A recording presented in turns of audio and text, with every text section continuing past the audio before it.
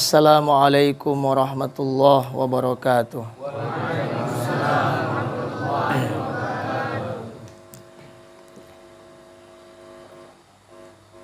Innal hamdalillah nahmaduhu wa nasta'inuhu wa nastaghfiruh wa natubu ilaihi wa na'udzu billahi min syururi anfusina wa sayyiati a'malina. May yahdihillah fala mudhillalah wa may yudlil fala hadiyalah. Asyhadu an la ilaha illallah wahdahu la syarikalah wa asyhadu anna Muhammadan abduhu wa rasuluh sallallahu alaihi wa ala alihi wa ashabihi wa man ihtada bihudahu ila yaumiddin. Qala rabbuna jalla wa ala ya ayyuhalladzina amanu taqullaha haqqa tuqatih wa la tamutunna illa wa antum muslimun. Ya ayuhan nasu taqu rabbakumul ladzi khalaqakum min nafsin wahidah wa khalaqa minha zawjaha wa bassa minhuma rijalan katsiran wa nisaa'a wattaqullaha alladzi tasaaluna bihi wal arham innallaha kana 'alaikum raqiba. Ya ayyuhalladzina amanu taqullaha wa qulu qawlan sadida yuslih lakum a'malakum wa yaghfir lakum dhunubakum wa may yuti'illaha wa rasulahu faqad faza fawzan 'azima.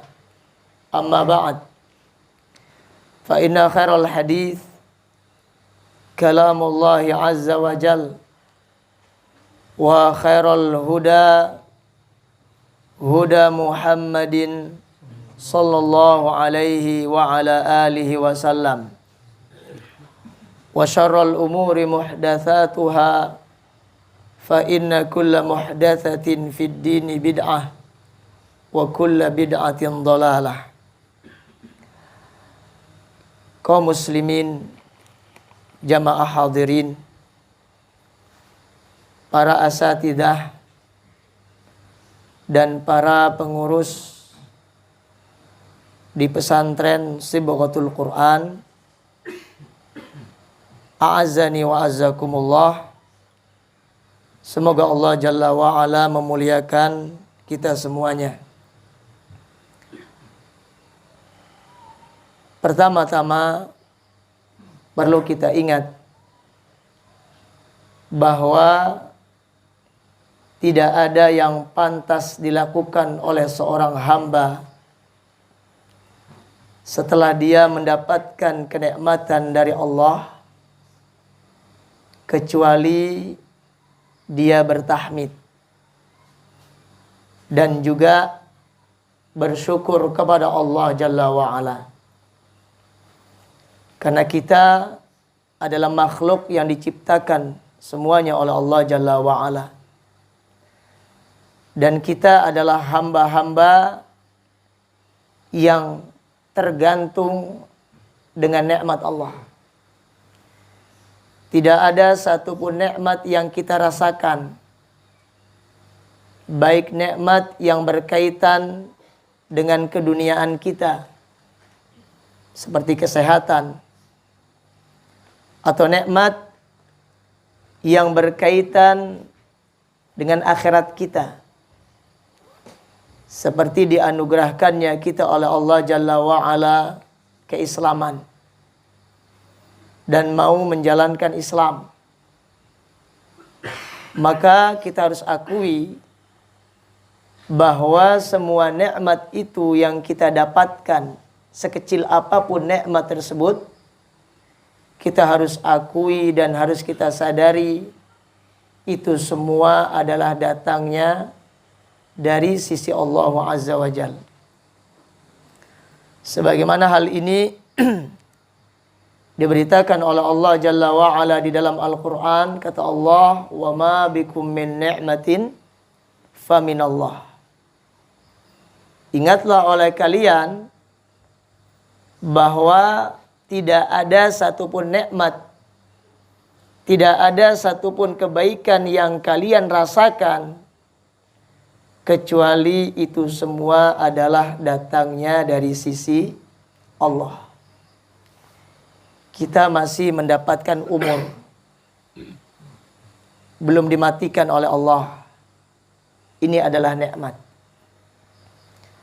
Ketika kita hidup, kita masih mudah untuk bernafas, untuk menghirup oksigen. Ini semua adalah nikmat dari Allah. Anggota tubuh kita masih dimudahkan oleh Allah untuk bisa dilangkahkan ke rumah Allah dalam rangka ibadah salat, dalam rangka menghadiri majelis ilmu. Ini semua adalah nikmat dari Allah Jalla wa'ala. Sebagaimana kita ketahui, betapa banyak orang yang kemarin dia masih hidup, masih bisa tertawa, masih bisa bercanda ria dengan keluarganya. Ternyata pada hari ini namanya diumumkan di masjid kalau dia itu sudah menjadi mayit. Kemudian betapa banyak orang-orang yang tadinya dia itu secara jasadnya sehat, kemana dia mau melangkah, dia bisa melangkahkan kakinya. Kemana dia mau bergerak, dia bisa menggerakkan anggota tubuhnya. Tapi mungkin di waktu selanjutnya ternyata tubuhnya itu semi mati. Jasadnya, ruhnya masih ada, tapi badannya tidak bisa digerakkan. Maka tentunya dari sini mengingatkan kita semua bahwa segala macam kebaikan harus kita ingat dan harus kita sadari. Ini semua adalah datangnya dari sisi Allah. Dan cara mengingat orang yang beriman ketika mendapatkan nikmat dari Allah Jalla wa'ala adalah dia mensyukuri nikmat tersebut. Mensyukuri nikmat dengan cara menggunakan nikmat tersebut dengan sebaik-baiknya. Terutama menggunakan nikmat dalam rangka mendekatkan diri mereka kepada Allah. Karena dengan bersyukurlah nikmat yang Allah Jalla wa'ala berikan kepada kita akan bertambah. Dengan bersyukur pula nikmat yang Allah Jalla wa'ala berikan kepada kita akan membuahkan keberkahan bagi orang yang bersyukur tersebut. Makanya Allah Jalla wa'ala mewajibkan kita umat Islam untuk senantiasa mensyukuri nikmat. Apa kata Allah Jalla wa'ala? Dalam surat Ibrahim Allah mengatakan, wa idh ta'adzana rabbukum la in syakartum la azidannakum. Dan ingatlah oleh kalian ketika Allah Jalla wa'ala mengumumkan kepada kalian kalau kalian itu mau mensyukuri nikmat Allah Jalla wa'ala, pasti Allah Jalla wa'ala akan menambah nikmat tersebut. Baik menambah zatnya, yang tadinya satu nikmat menjadi dua nikmat. Yang tadinya 10 nikmat menjadi 20 nikmat. Atau bertambahnya itu dari sisi keberkahan. Harta yang sedikit, tapi ternyata harta ini bisa diinfakkan di jalan Allah. Bisa digunakan untuk membangun rumah Allah. Padahal kita lihat betapa banyak orang-orang yang Allah Jalla wa'ala berikan kepada mereka harta. Tapi harta mereka tidak beda sebagaimana hartanya Qarun. Hartanya orang-orang yang gemar untuk mengumpulkan harta. Tetapi hartanya tidak mengarahkan pemiliknya untuk mendekatkan diri kepada Allah. Karena jauhnya harta tersebut dari kata berkah. Dan keberkahan ini diangkat oleh Allah Jalla wa'ala. Berbuah menjadi adab. Disebabkan karena orang yang mendapatkan nikmat tersebut tidak mau mensyukuri nikmat Allah. Makanya Allah Jalla wa'ala mengancam kita. La in kafartum. Apa? Wala in kafartum inna azabi la syadid. Allah mengancam. Dan kalaulah kalian itu mengkufuri nikmat Allah. Kufur dalam bentuk tidak mengakui nikmat ini datangnya dari sisi Allah. Menganggap nikmat yang ada pada dia, yang dia dapatkan. Disebabkan karena kehebatan dia mendapatkan nikmat. Dia menganggap dirinya lah yang bisa menghasilkan nikmat dengan sendirinya. Tanpa menyandarkannya kepada Allah. Atau tidak bersyukur dengan nikmat. Dalam bentuk dia menggunakan nikmat tersebut. Dalam perkara-perkara yang mengandung unsur kemaksiatan kepada Allah. Allah mengancam kalau kalian mengkufuri nikmat tersebut. Inna adabi lasyadid. Allah mengancam. Sesungguhnya adabku sangatlah pedih.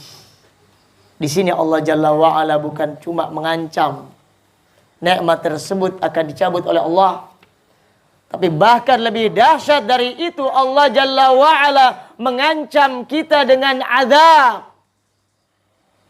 Lihat bagaimana Qarun. Allah berikan kepada dia sekian banyak harta. Bahkan kunci daripada hartanya saja terbuat dari emas. Yang harus dipikul oleh sekian orang. Tapi lihat.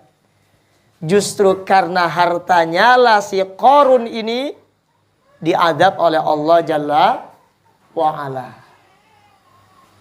Kemudian yang perlu kita ingat, nikmat yang paling besar yang harus kita ingat dan kita syukuri adalah nikmat ketika Allah Jalla wa'ala menjadikan kita sebagai orang-orang Islam. Baik Islam disebabkan karena keturunan nenek moyang kita Islam sampai kepada kita Islam. Atau Islam disebabkan Allah Jalla wa'ala memberikan hidayah walaupun mungkin orang tua kita dari agama selain Islam. Kemudian Allah Jalla wa'ala berikan kepada kita hidayah Islam. Mau menganut agama Islam. Padahal kita saksikan banyak manusia-manusia yang Allah Jalla wa'ala rendahkan mereka dengan berpegang dengan agama selain Islam. Berapa ribu manusia yang kufar, yang kafir terhadap Islam. Berapa juta manusia di negeri ini yang berpegang dengan selain Islam. Alhamdulillah Allah Jalla wa'ala menganugerahkan kepada kita bukan termasuk daripada mereka. Kita dianugerahkan oleh Allah Jalla wa'ala agama yang dikatakan oleh Allah, Innad dina indallahil Islam. Allah mengingatkan tentang besarnya nikmat ini. Sesungguhnya agama yang diterima oleh Allah setelah diutusnya Nabi kita yang mulia Muhammad SAW hanya agama Islam. Karena orang Islamlah yang kalau dia beramal kebaikan akan berbuah pahala. Selain Islam tidak membuahkan pahala.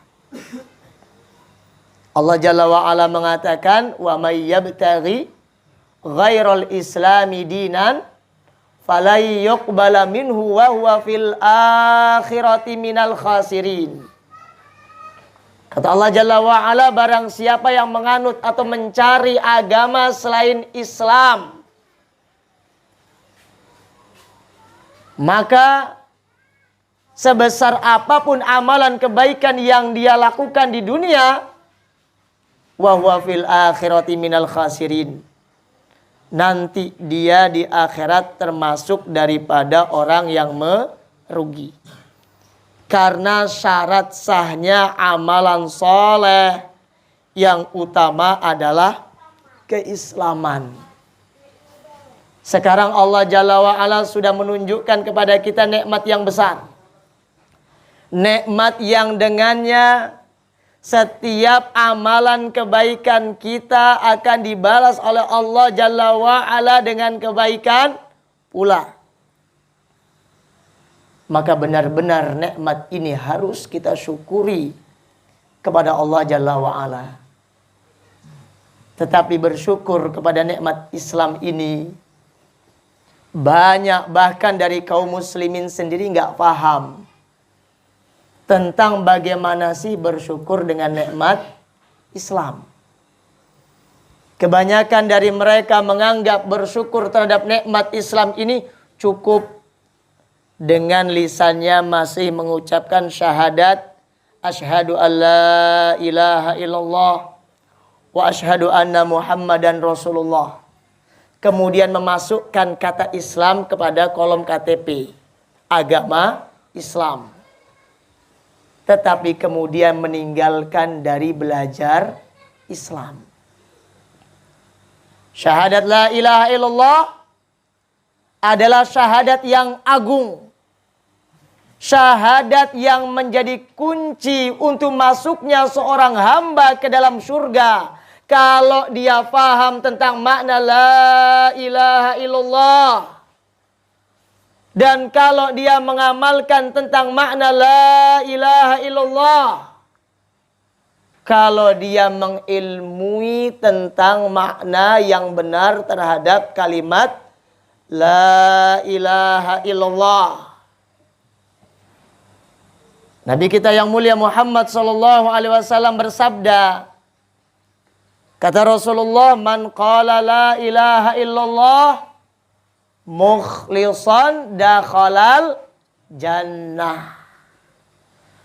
Barang siapa yang mengucapkan kalimat la ilaha illallah dalam keadaan dia ikhlas karena Allah, maka pasti dia akan masuk ke dalam surga. Makna ikhlas itu bukan cuma maknanya karena Allah saja. Kata para ulama, di antaranya dijelaskan oleh Asy-Syaikh Al-Allamah Muhammad bin Jamil Zainu rahimahullah ta'ala dalam kitab Minhaj Al-Firqah An-Najiyah wa Ta'ifah Al-Mansurah. Kata beliau, orang yang ikhlas itu adalah alladzi ya'lamuha wa ya'malu biha wa yad'u ilaiha qabla ghairiha. Siapa orang yang dianggap ikhlas dalam mengucapkan la ilaha illallah, yang kalimat la ilaha illallahnya akan bisa memasukkan dia ke dalam surga Allah. Kata salah seorang ulama Mekah yang sudah wafat, kurang lebih mungkin 20 tahun yang lalu, orang yang ikhlas itu adalah orang yang berilmu tentang makna la ilaha illallah. Apakah maknanya cuma tidak ada Tuhan selain Allah? Kalaulah makna la ilaha illallah cuma tidak ada Tuhan selain Allah, tidak mungkin Nabi kita yang mulia Muhammad sallallahu alaihi wasallam berjuang di dalam dakwah dari semenjak diutusnya beliau sebagai Nabi dan Rasul sampai meninggal, menjadikan la ilaha illallah sebagai landasan utama di dalam dakwah. Menunjukkan banyaknya, agungnya, besarnya makna la ilaha illallah. Bahkan kalau kita baca sejarah dakwahnya Nabi kita yang mulia Muhammad sallallahu alaihi wasallam, 13 tahun Nabi kita yang mulia Muhammad sallallahu alaihi wasallam dakwah di kota Mekah sebelum Allah Jalla wa Ala perintahkan beliau untuk hijrah ke kota Madinah. 13 tahun Rasulullah berdakwah di kota Mekah. 10 tahun pertama, apa isi dakwah Nabi kita yang mulia? Ya qaumi qulu la ilaha illallah. Wahai kaumku, 10 tahun Rasulullah mengajak kepada kalimat la ilaha illallah. Wahai kaumku, ucapkanlah oleh kalian kalimat la ilaha illallah. Kalau 10 tahun dakwah Nabi kita yang mulia di kota Mekah hanya kepada kalimat la ilaha illallah, berarti makna la ilaha illallah tidak sependek apa yang diartikan oleh kebanyakan kaum muslimin. Tidak ada Tuhan selain Allah. Berarti ilmu dari kalimat la ilaha illallah ini harus kita pelajari ulang dari dasar oleh kaum muslimin. Kita diharuskan untuk memahami dengan benar tentang makna la ilaha illallah sebagaimana yang dimaukan oleh Allah Jalla wa'ala dan Nabi kita yang mulia Muhammad sallallahu alaihi wa ala alihi wasallam. Demikian juga makna syahadat anna Muhammadan Rasulullah. Bukan cuma kita mengartikan Rasulullah itu, Muhammad itu utusan Allah, kemudian cukup. Kita lihat ketika kaum muslimin mengartikan syahadat anna Muhammad Rasulullah, cuma Muhammad itu utusan Allah. Cuma tahu Muhammad itu suri tauladan, tapi tidak dipelajari bagaimana sih keteladanan Rasulullah. Bagaimana sih cara beragamanya Rasulullah. Bagaimana cara berpenampilannya Rasulullah. Bagaimana cara berislamnya Rasulullah. Akhirnya kita mendapati umat Islam dalam sisi akhlak 11-12 dengan selain umat Islam. Begitu juga di dalam menjalankan agama. Ketika syahadat anna Muhammadan Rasulullah tidak dikupas dengan tuntas, akhirnya cara beragama pun cenderung untuk berantakan, ngawur. Setiap mereka dianggap boleh untuk menjalankan agama sesuai dengan keyakinan masing-masing.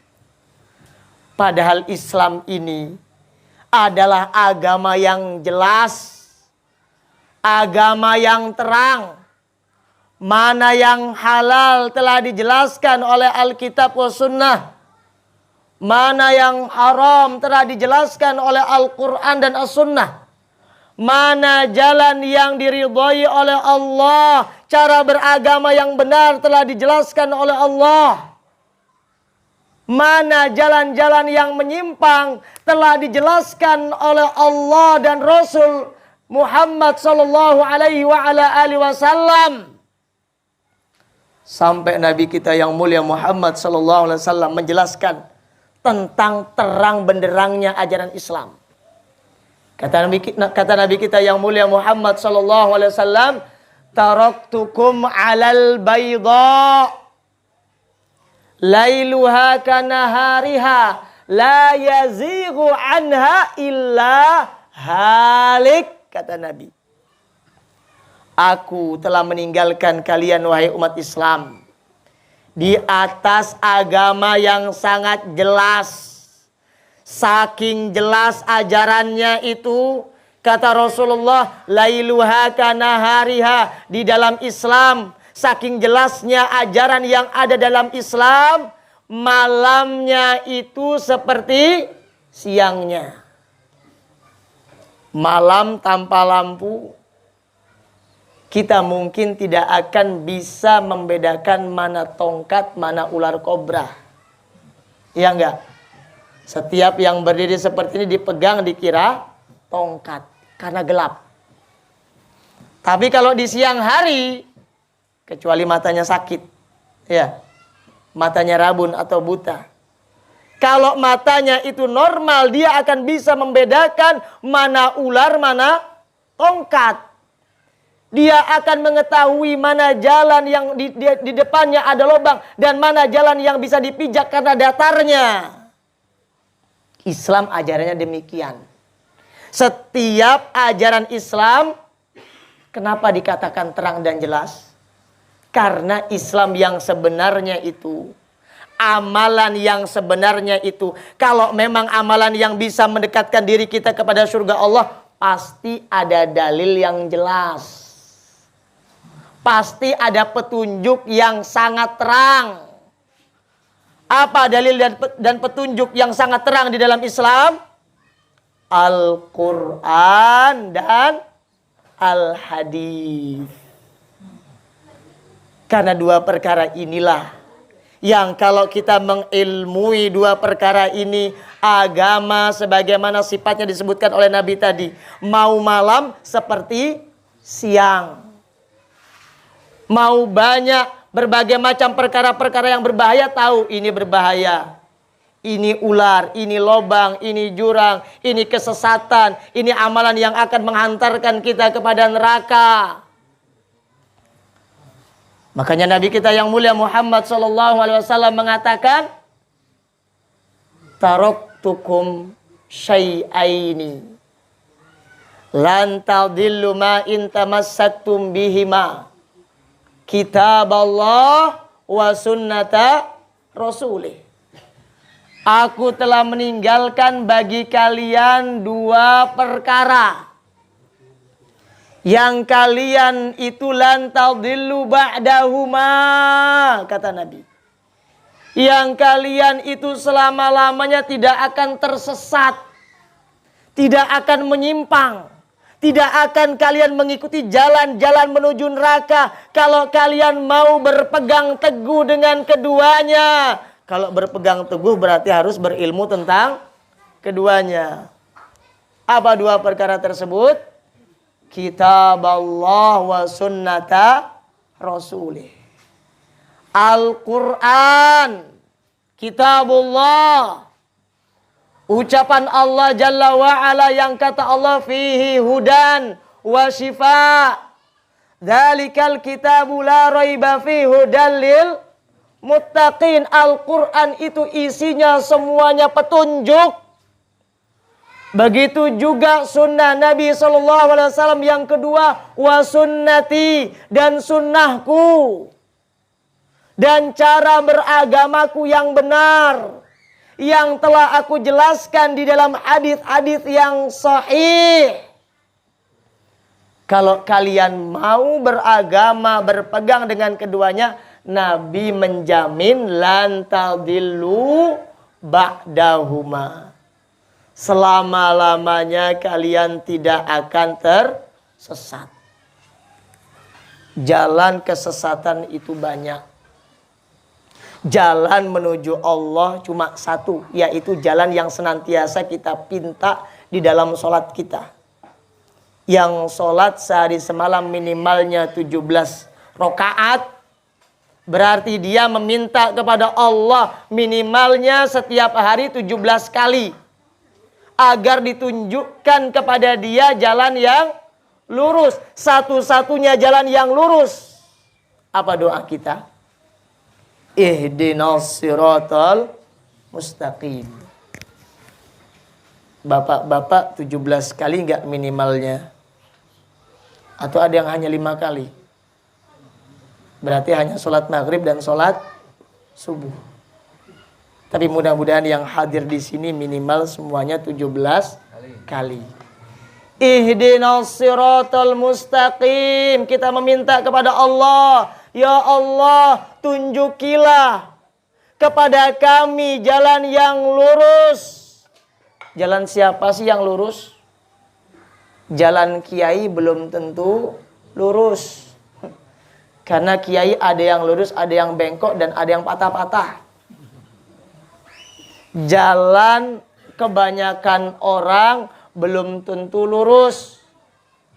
Bahkan jalan kebanyakan orang itu dijamin oleh Allah justru jalan-jalan sesat. Allah mengatakan dalam surat Al-An'am, kalau tidak salah ayat ke-116, kata Allah apa? Fa in tuti' aktsara man fil ardi yudilluka an sabilillah. Kalau kalian itu mengikuti suara mayoritas, suara kebanyakan orang dalam beragama, yudilluka, Allah menjamin, bukan kita yang menjamin. Kalau kalian mengikuti suara mayoritas di muka bumi ini, niscaya mereka mayoritas manusia itu akan menyesatkan kalian dari jalan Allah. Makanya kalau kita sudah meminta ihdinas siratal mustaqim, ya Allah tunjukilah kepada kami jalan yang lurus. Dalam beragama itu jangan ngelihat banyak enggak orang yang ikut, jangan itu yang dilihat. Dihitung dengan kalkulator yang ikut lebih banyak atau yang tidak ikut. Bukan itu cara menempuh ihdinas siratal mustaqim. Kita pelajari. Kalau mau tahu ihdinas siratal mustaqim, maka kita ketahui dulu siratal mustaqim itu jalannya siapa? Jalan siapa? Jalan yang kita minta selanjutnya. Siratal ladzina an'amta alaihim, yaitu jalan orang-orang yang dahulu engkau pernah berikan nikmat atas mereka. Siapa kira-kira? Kata para mufassirun, para ahli tafsir, ar-rasul wa ashabuhu, yaitu jalannya Rasulullah dan jalannya para sahabat Rasulullah. Rasulullah dalam beragama ngikuti suara kebanyakan orang enggak, justru menentang suara kebanyakan. Di kota Mekah ketika orang-orang Quraisy, orang-orang jahiliyah senang punya banyak sesembahan, tiba-tiba orang yang bernama Muhammad bin Abdullah muncul mengatakan, ya qaumi qulu la ilaha illallah, wahai kaumku, ucapkanlah oleh kalian kalimat la ilaha illallah, yang konsekuensinya apa? Meninggalkan segala macam sesembahan selain Allah dan memberikan ibadah itu hanya untuk Allah. Ajaran yang asing dibawa oleh hanya satu orang yang bernama Muhammad bin Abdullah Al-Qurashi. Tapi kenapa Rasulullah mendakwahkan? Karena dakwah yang beliau ajak manusia kepadanya adalah as-siratal mustaqim, jalan yang lurus. Jalan orang-orang yang Allah Jalla wa'ala ridhai atas mereka. Rasulullah dan para sahabatnya. Berarti kalau kita sudah sering berdoa, ihdinas siratal mustaqim, tunjukilah kami jalan yang lurus. Jalannya Rasulullah, jalannya sunnah, jalannya para sahabat, sunnahnya para sahabat. Kira-kira ilmu itu bisa nggak langsung masuk ke kepala kita? Tidur panjang dari pagi ketemu pagi, bangun jadi ulama, bisa nggak? Hah? Ada nggak sejarah orang yang tidur panjang, bangun tidurnya 24 jam, dari pagi ketemu pagi, bangkit jadi ulama besar. Ada nggak? Jadi ahli hadis. Atau ada nggak sejarahnya orang lari ke gunung-gunung, lari ke gua-gua, lari ke kali-kali bertapa. Kemudian setelah bertapa pulang jadi ulama besar. Ada nggak sejarahnya dalam Islam? Kalau ada yang mengatakan kamu itu ahli hayal wal dongeng. Karena Nabi kita yang mulia Muhammad SAW mengatakan kalau mau jadi orang yang berilmu itu harus belajar. Datang ke majelis ilmu, harus baca buku. Rasulullah mengatakan al-ilmu bitta'allum. Ilmu itu kalau mau kita kuasai harus proses belajar. Rasulullah saja ketika diutus menjadi nabi dan rasul, beliau umat yang ummi. Apa ummi? Ma yaktub wala yaqra. Rasulullah ketika diangkat oleh Allah menjadi nabi dan rasul, diturunkan kepadanya surat Al-Quran dalam keadaan belum bisa baca tulis. Sampai kata Jibril, Iqra, baca wahai Muhammad. Kata Nabi Muhammad, disebutkan kisah ini dalam Sahih Bukhari. Kata Rasulullah, ma ana biqari, aku ini orang yang gak bisa baca, buta huruf. Ditekan lagi. Iqra, baca, usaha wahai Muhammad, baca. Diulangi lagi, ma ana biqari, aku gak bisa baca. Karena asalnya memang buta huruf. Ditekan baru. Lihat. Baru setelah itu beliau membaca. Berarti di sini faedahnya apa? Yang namanya mau berilmu itu harus menekan hawa nafsu kita. Datang ke majelis ilmu.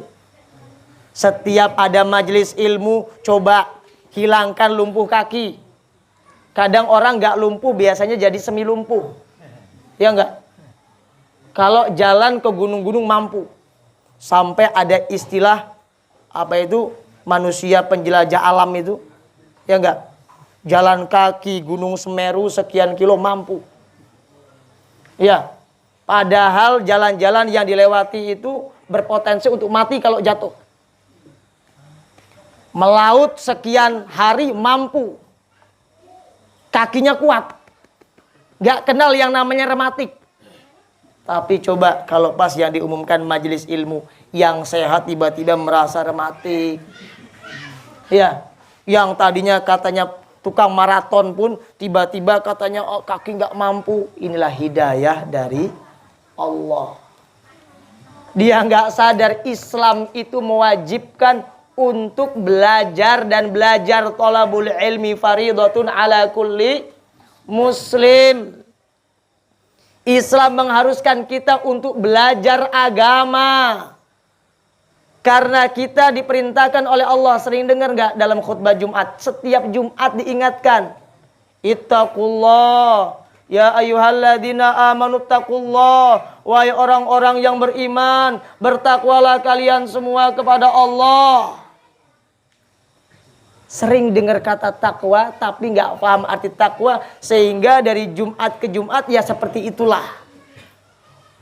Padahal harapannya menambah keimanan dan ketakwaan kita kepada Allah. Tapi dari Jumat ke Jumat, bahkan Jumat akhir sebelum dia meninggal, seperti itulah keimanannya kepada Allah. Kenapa kira-kira? Sering dengar nasihat takwa tapi ketakwaan nggak bertambah. Ya sholat seingatnya. Ya sodakoh. Kalau dipanggil ada juru sodakoh keliling rumah baru. Karena kalau nggak ngasih nggak enak tetangga. Sodakohnya bukan panggilan dari keimanan kepada Allah. Padahal sodakoh itu adalah bukti keimanan kita kepada Allah. Kalau kamu orang yang beriman, setiap ada peluang sodakoh, kamu pasti sodakoh. Wa mimma razaqnahum yunfiqun. Ini ciri orang yang beriman. Dalam surah Al-Baqarah sering kita baca. Wa mimma razaqnahum yunfiqun. Dan mereka adalah orang-orang yang gemar bersedekah dari rizki yang Allah Jalla wa'ala berikan kepada mereka. Kaum Ansor. Lihat bagaimana kaum Ansor. Ketika datang orang-orang muhajirin dari kota Mekah menuju kota Madinah. Tahu orang muhajirin karena terusir dari kotanya Mekah. Sehingga berangkat itu hanya apa yang ada di badan. Nggak bawa harta karena kebanyakan yang mengikuti Nabi. Di awal-awal Islam itu orang-orang fakir. Dan yang menyambut keislaman di kota Madinah pun bukan orang-orang sukses. Sama-sama fakir. Tapi kenapa Allah Jalla wa'ala uji mereka dalam Al-Quran. Wa yu'thiruna ala anfusihim. Walau kana bihim khasasah. Dan mereka orang-orang Ansor. Mereka yu'thiruna ala anfusihim. Mereka itu lebih mengutamakan sahabat-sahabat yang datang dari kalangan kaum muhajirin. Walau kana bihim khasasah. Padahal mereka juga adalah orang-orang yang penuh dengan kesulitan dan kebutuhan. Datang lapar dari kota Mekah menuju Madinah. Makanan anak cuma ada satu untuk dia dan keluarganya. Dia kasihkan. Rela anak istrinya menangis di belakang menarik jubahnya. Itu makanan anak kita. Rela anaknya menangis di belakang demi para sahabat yang datang dari kota Mekah menuju kota Madinah. Berarti sodako itu nggak harus nunggu kaya. Bahkan Rasulullah memotivasi kita, fattaqun nar walau bisyaqi tamrah. Lindungilah diri kalian dari neraka walau berinfak. Kata Nabi, walau bukan berinfak satu gunung emas, bukan. Walau bisyaqi tamrah. Walaupun infakmu itu cuma separuh biji kurma. Kurma itu paling besar sebesar apa sih? Kurma paling besar paling sebesar jempol kaki. Walaupun separuh biji kurma sejempol kaki dibelah lagi. Separuh untuk kita, separuh untuk orang lain. Tapi ternyata kata Nabi kita yang mulia Muhammad SAW, kalau sedekah itu untuk Allah, ternyata apa? Separuh biji kurma ini akan bisa menghalangi kita dari neraka Allah. Makanya kita umat Islam diwajibkan untuk belajar agama Islam. Jangan ilmu itu mau puas dengan ilmu turunan. Apa yang diturunkan itulah. Taunya Islam itu mengucapkan syahadat, sholat, puasa, haji, zakat. Selain itu nggak mau tahu, jangan. Karena tentang rukun-rukun yang disebutkan tadi saja, kalaulah kita tidak mengilmui dengan benar tentang rukun tadi, ibadah kita belum tentu diterima oleh Allah. La ilaha illallah, harusnya apa? Meninggalkan segala macam sesembahan selain Allah. Minta ya sama Allah. Ini ada orang la ilaha illallah, mau cari jodoh datangnya ke mbah dukun. Nggak pede dengan wajah. Ini biasanya gara-gara terlalu sering lihat cermin. Merasa wajahnya nggak sesuai dengan keinginannya. Mau buka toko, buka dulu buku-buku yang berisikan primbon. Cari hari yang tepat. Atau tanya sama mbah dukun, kalau mau nyewa ruko di mana ya? Kira-kira yang bakar laris manis. Nanya tentang jualan ke mbah dukun. Padahal mbah dukun aja punya sakit mah gara-gara nggak punya beras. Miskin dia, kok ditanya tentang rezeki. Minta kesehatan datangnya ke mbah dukun. Padahal mbah dukunnya rabun. Katarak. Mau ngadakan acara pernikahan supaya nggak hujan, datang ke apa istilah itu? Pawang hujan. Jangankan nahan hujan, nahan air kencing aja nggak mampu. Ya nggak? Ada nggak pernah dengar dukun nggak kencing seumur hidup? Hah? Jadi batu. Ya. Gak usah menahan hujan, suruh nahan kencing. Pak dukun, kamu kencing dalam sehari semalam berapa kali? Oh 3 kali. Coba tahan kencing dulu 1 tahun. Baru saya percaya kamu itu bisa menahan hujan. Ya enggak? Orang Islam mengucapkan la ilaha illallah karena enggak paham tentang arti la ilaha illallah. Terkadang amalan-amalan bertentangan dengan kalimat la ilaha illallah. La ilaha illallah dulu kenapa enggak mau diucapkan oleh orang-orang musyrikin? Kenapa? Karena orang-orang musyrikin tahu kalau la ilaha illallah diucapkan, menyembah itu hanya kepada Allah.